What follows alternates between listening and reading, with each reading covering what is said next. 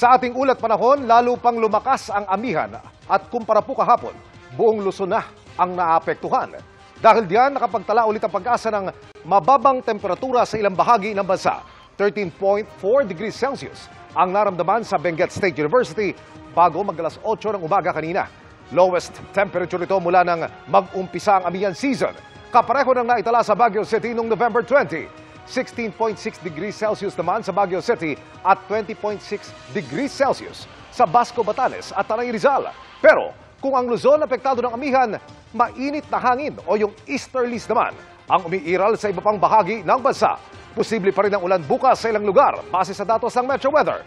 Halos buong araw ang ulan sa Cagayan, Isabela, Quezon, Mindoro at Camarines Provinces. Gayun din sa Catanduanes.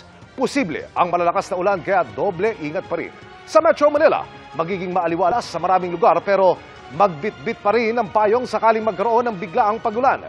May pag-ulan din sa Visayas kabilang ang Aklan, Capiz, Leyte, maging ang Northern at Eastern Samar. Sa Mindanao naman, umaga pa lamang may ulan na sa Sulu Archipelago at matitinding ulan yan, kaya maging alerto.